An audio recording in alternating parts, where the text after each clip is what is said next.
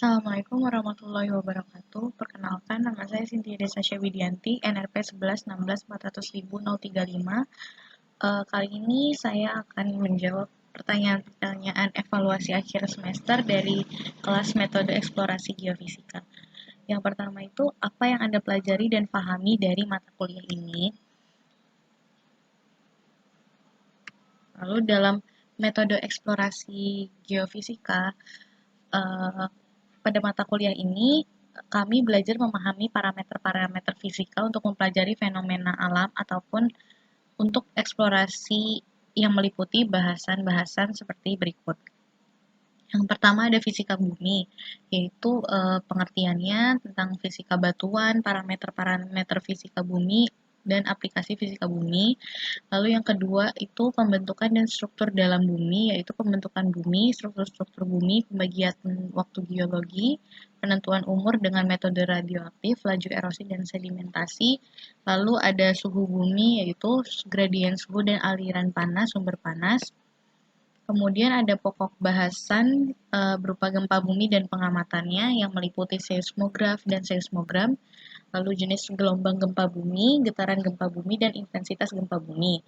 Lalu ada bahasan kejadian, skala kekuatan dan kajian seismologi, itu meliputi kejadian gempa bumi, skala kekuatan, kajian seismologi untuk struktur, relokasi hiposenter, dan mekanisme fokus. Lalu pada seismik eksplorasi melingkupi pendahuluan, perangkap hidrokarbon, permasalahan lingkungan, seismik refleksi, dan kurva dispersi. Lalu pada pokok bahasan gaya berat dan geomagnet itu meliputi anomali Bolger, isolasi eksplorasi gaya berat, eksplorasi geomagnet. Di kelistrikan bumi, kami mempelajari metode self-potential, metode tahanan jenis, metode induced polarization, dan metode seismoelektrik. Kemudian pada metode elektromagnetik, kami mempelajari ground penetrating radar, magnetolorik, dan VLF-EM. Lalu pembelajaran dalam mata kuliah ini berupa konsep-konsep fisika bumi, parameter-parameter fisika batuan, dan prinsip yang dipakai dalam fisika bumi atau geofisika. Lalu ada pembentukan dan struktur dalam bumi, mekanisme gempa bumi, serta sistem pengamatan gempa bumi. Lalu ada perlambatan gelombang mekanik yang digunakan untuk mengetahui model bawah permukaan. Kemudian ada juga penggambaran bawah permukaan melalui sifat kelistrikan.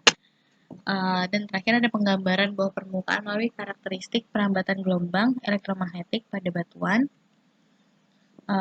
Sekian itu penjelasan dari nomor 1. Selanjutnya ada pertanyaan yang kedua, yaitu sebutkan dan jelaskan 3 permasalahan yang ada di sekitar Anda yang mungkin dan dapat diselesaikan atau diidentifikasi menggunakan metode geofisika.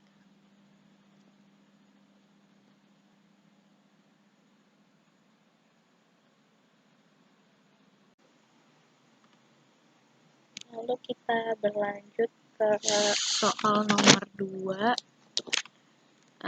yaitu sebutkan dan jelaskan 3 permasalahan yang di sekitar Anda yang mungkin dapat diselesaikan atau diidentifikasikan menggunakan metode geofisika.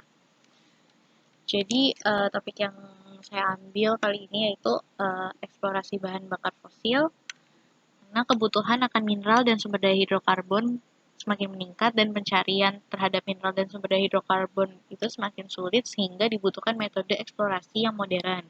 Metode pencarian terhadap mineral dan sumber daya hidrokarbon tidak hanya menggunakan penelitian geologi, tapi juga melibatkan pengukuran fisika. Kombinasi dari penelitian geologi maupun pengukuran fisika merupakan kombinasi metode pencarian mineral dan sumber daya hidrokarbon yang modern karena dapat memberikan informasi bawah permukaan untuk menentukan lokasi keterdapatan mineral dan sumber daya hidrokarbon. Lalu yang kedua ada eksplorasi air tanah. Tujuan utama dari investigasi air tanah dalam geofisika adalah mengetahui lapisan bawah permukaan bumi, sehingga diketahui kemungkinan keterdapatan air tanah dan mineral pada kedalaman tertentu. Keterdapatan air tanah di dalam bumi tidak bisa kita lihat langsung di permukaan tanah, tetapi keberadaan, potensi, dan karakteristiknya dapat diketahui dengan mengaplikasikan beberapa metode investigasi air tanah. Secara garis besar, ada 2 jenis investigasi air tanah, yaitu investigasi dari permukaan tanah maupun investigasi di bawah permukaan tanah. Yang ketiga, ada investigasi arkeologi. Studi tentang peninggalan benda arkeologi tak lepas dari informasi yang ingin diperoleh mengenai perilaku sosial, budaya para leluhur, dan atau memanfaatkan sisa artefak sebagai barang bernilai komoditi tinggi, atau sejarah untuk mengetahui peradaban. Minimnya informasi yang telah diperoleh perihal peninggalan artefak yang terpendam di bawah permukaan tanah merupakan suatu hambatan dalam proses ekskavasi. Oleh karena itu, perlu dilakukan pengukuran dengan metode pemetaan bawah permukaan di sekitar daerah yang diduga terdapat artefak agar proses penggalian dapat dilakukan tanpa menimbulkan kerusakan dan diperoleh hasil yang signifikan dan efisien. Pertanyaan selanjutnya adalah sebutkan 3 metode yang mungkin untuk menyelesaikan salah satu permasalahan tersebut dan jelaskan dan beserta penjelasannya. Akan dilanjutkan di video selanjutnya.